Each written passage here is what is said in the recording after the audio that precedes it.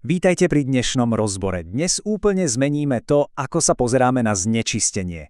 Zabudnime na chvíľu na plasty v oceánoch alebo hustý smog z tovární. Namiesto toho odhalíme jeden moderný, absolútne neviditeľný fenomén, ktorý ovplyvňuje doslova každú minútu nášho dňa. Je to dosť fascinujúci, no zároveň trošku mrazivý pohľad na to, čo všetko dnes vlastne konzumujeme, a nemyslím tým jedlo, ale našu vlastnú pozornosť. Poďme na to. Predstavme si ten najjasnejší možný kontrast. Na jednej strane máme bežný fyzický odpad, preplnené koše na ulici, nepríjemný zápach, hnijúce zvyšky jedla, no a možno aj nejaké tie potkany. Je to hmatateľné, hneď to vzbudzuje odpor a automaticky vieme, že to treba jednoducho upratať. Ale na druhej strane, tam je niečo oveľa zákernejšie. Informačný odpad. Nekonečný prúd e-mailov, neustále scrollovanie sociálnych sietí, roztrieštené správy a kopa naozaj otravných reklám. Tento odpad síce nesmrdí a nezaberá miesto na chodníku, ale o to nebezpečnejšie upcháva náš mentálny priestor. A presne o tom hovorí tento citát. Informačný odpad bohužiaľ nie je možné kompostovať. Zatiaľ čo šupky zo zemiakov alebo staré noviny vieme pekne zrecyklovať či hodiť do kompostu, digitálne znečistenie proste zostáva s nami. Zaberá presne ten cenný priestor, ktorý sme pôvodne potrebovali na hlboké sústredenie, prácu, chápanie širších súvislostí alebo len na úplne obyčajný oddych. Je to permanentná záťaž. A sama od seba sa jednoducho nerozloží, kým proti nej aktívne nezakročíme. Mechanizmus. Ako vlastne informačný odpad vstupuje do našej pozornosti? Každý systém má svoje vstupné brány. A pri informačnom odpade sú týmito bránami naše vlastné zmyslové orgány. Je fakt fascinujúce, že si z nich vieme urobiť úplne exaktný poradovník podľa toho, ako veľmi sú tomuto odpadu vystavené. Úplne jednoznačne dominuje zrak. Sme dennodenne pohltení vizuálnym smogom z nespočetných obrazoviek a všade prítomných billboardov. Hneď na druhom mieste sluch, neustále bombardovaný rôznym pípaním, upozorneniami a hlúkom naokolo. Ostatné zmysly ako čuch, chuť a hmat hrajú v tomto digitálnom svete zatiaľ iba veľmi zanedbateľnú rolu. Najväčší nápor teda bez debaty znášajú naše oči a uši.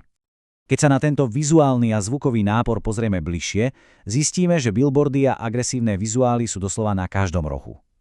Samotná naša komunikácia sa zredukovala na emoji a rýchle symboly bez hĺbšieho kontextu. A ten zvuk? Moderný život znie ako jedna nekonečná slučka pípania. Mikrovlna, práčka, četovacie aplikácie, všetko si pýta pozornosť. Tvorcovia médií a reklam navyše zámerne používajú manipulatívnu hudbu a zbesilé, neuveriteľne rýchle strihy videa. Ide tu o priamy útok na emócie, ktorý úplne obchádza akékoľvek racionálne opatrné zhodnotenie. Je to naozaj neutíchajúci príval, od neustále blikajúcich semaforov a svetiel parkovacích automatov až po presvetlené ulice a predimenzované kampane pozdĺž ciest. Vzniká tak ohromné senzorické preťaženie. Človek je zasiahnutý doslova zo všetkých strán a reálne nemá šancu tento nekonečný prúd len tak zastaviť alebo spomaliť. Každý jeden podnet si ukrojí kúsok kapacity, až kým pohár nepretečie. Ultimátny doručovací systém.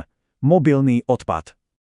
2 až 4 sekundy, to je to šialené tempo, ktorému čelíme. Je to čas, za ktorý sa menia zábery vo videách alebo v reklamách priamo na našich obrazovkách. Pri takomto obrovskom zrýchlení proste nie je fyzicky možné prijatú informáciu rozumovo spracovať, nie tu ju ešte zasadiť do nejakého logického kontextu. Všetko prebieha tak extrémne rýchlo, že cieľom už dávno nie je odovzdávať overené fakty. Cieľom je iba vyvolať okamžitý a bezprostredný emocionálny impuls. A tu prichádza na rad dokonalá paska, ktorú si všetci nosíme priamo vo vrecku. Záplava textových správ, nekonečné slučky pracovných aj súkromných e-mailov a najmä ten známy psychologický tlak, tzv. FOMO. Ten neustály strach, že ak nebudeme online, okamžite nám niečo podstatné ujde. Výsledkom je absolútne disproporčný vzťah. Obetujeme tomu ohromné množstvo drahocenného času, no skutočná použiteľná hodnota, ktorú z toho získame, je doslova minimálna. Informačný odpad v školách. Dlhé roky sa nejako automaticky predpokladalo, že úplne všetko, čo sa v škole predniesie, je pre žiakov cenné. Ale v dobe takého obrovského pretlaku dát je nevyhnutné klásť si dosť zásadné otázky. Čo z toho enormného množstva učiva je skutočným poznaním a čo je len zastaraný informačný odpad?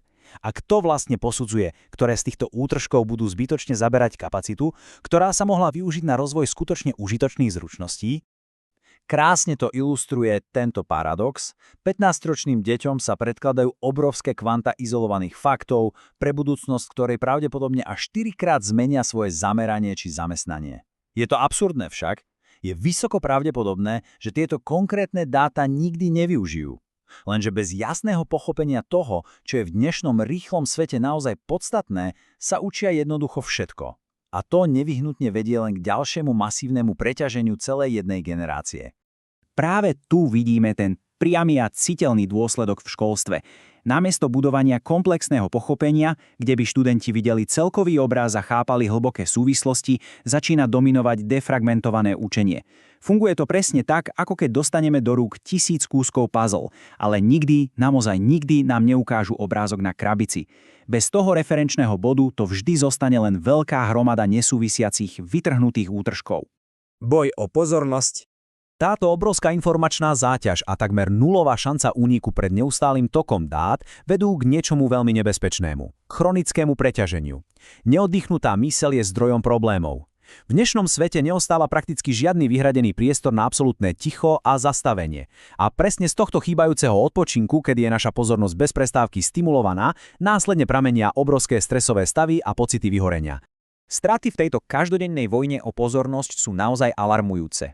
Tým najhorším dôsledkom je, že rýchlosť sa stala akýmsi falošným ukazovateľom hodnoty. Všetko, čo je rýchle a dá sa skonzumovať za sekundu, dostáva prednosť pred tým, čo je skutočne dôležité a vyžaduje si čas. Komplexné znalosti trpia pre neustále vyrušenia. Následkom toho sme oveľa náchylnejší na manipuláciu cez vytrhnuté fakty. Áno, presne takto sa úspešne šíria hoaxy a fake news. A celkovo to vyvoláva ohromný fyzický aj psychický tlak. Tento stav postupne vytvára jednu veľmi nebezpečnú ilúziu v mori dát. Prevláda pocit, že vďaka okamžitému prístupu k akýmkoľvek informáciám rozumieme svetu lepšie než kedykoľvek predtým. Skutočnosť je ale iná. Dochádza tu k elegantnej manipulácii. Používajú sa zjednodušené skratky na zakrytie tvrdej reality. A rýchle formáty úplne likvidujú našu schopnosť veci dôkladne a kriticky posúdiť. Vzniká tak naozaj len prázdna ilúzia poznania, ktorej chýbajú reálne základy. Po pretlaku prichádza chudoba. A toto je asi najviac prekvapivé zistenie. Po takomto obrovskom pretlaku informácií nenastáva nejaké intelektuálne osvietenie, ale naopak prichádza chudoba. Namiesto toho, aby sme si budovali komplexné poznanie, niečo ako spoľahlivý životný kompas, zostáva nám len roztrieštená masa drobných, navzájom nesúvisiacich informácií. A z takejto sypkej hmoty sa naozaj nedá postaviť nič dlhodobo stabilné. Ako úplne presne zdôrazňuje tento známy orwellovský koncept vojna je mier, sloboda je otroctvo. Keď sme totiž neustále zo všetkých strán bombardovaní protichodnými, vytrhnutými a najmä veľmi rýchlymi správami, úplne sa nám rozpadá schopnosť rozoznať skutočnú pravdu od lacnej manipulácie. Stierajú sa hranice medzi tým, čo je podstatné a čo je len prázdny šum. Schopnosť rozlíšiť čiernu od bielej paradoxne zaniká v záplave nekonečných odtieňov informačného odpadu. A presne takto definujeme informačnú chudobu. Nie ide o nejaký stav z dávnych storočí, kedy ľuďom reálne chýbali knihy a dáta. Naopak, je to veľmi moderný stav. Stav, kedy je dát tak neúnosne veľa a sú tak tragicky zle vybrané a podsúvané, že naša prirodzená schopnosť pospájať si dôležité súvislosti úplne zlyháva. Znie to priam neuveriteľne, no pri všetkom tom bohatstve digitálnych signálov vieme v konečnom dôsledku oveľa menej. Na úplný záver, tu máme jednu mimoriadne dôležitú výzvu na zamyslenie.